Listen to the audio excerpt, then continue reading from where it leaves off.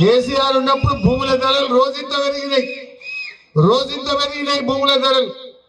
కానీ రేవంత్ రెడ్డి వచ్చినాక భూముల ధరలు పాతాళానికి, బంగారం ధర మాత్రం ఆకాశానికి అయినాయా లేవా? తులం బంగారం ఇయ్యలే. ఆ కళ్యాణ లక్ష్మి కూడా ఏమైపోయింది? పిల్లవుట్నం కత్తుంది. మొన్న మీ రామగుండం ఎమ్మెల్యే కళ్యాణ లక్ష్మి చెక్కులు వంచుతా అని పిలిచిందట. ఆమె సంఖ్యలో పిల్లనెత్తుకొని పోయింది. అగో నీకు పిల్ల పుట్టిందా అంటే అవుసార్ పెళ్ళే నాకు ఏడాది అర్థమే పిల్ల పుట్టి అంటే అయ్యో ఇప్పుడు వచ్చింది ఆ చెక్ కొంటుండట. అది రేవంత్ రెడ్డి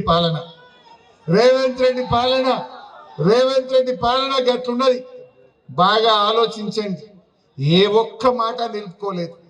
మేము ఎప్పుడన్నా అసెంబ్లీలో బిడ్డ రేవంత్ రెడ్డి ఏమైనా నీ 2 లక్షల ఉద్యోగాలు, ఏమైంది నిరుద్యోగ భృతి, ఏమైంది ఆడపిల్లలకు స్కూటీలు, ఏమైంది అవ్వాతాతలకు 4000 పెన్షన్, ఏమైంది అక్క చెల్లెలకు 2500 రూపాయల నీ భృతి ఏమైంది అని మేము అడిగితే ఏమంటాడు?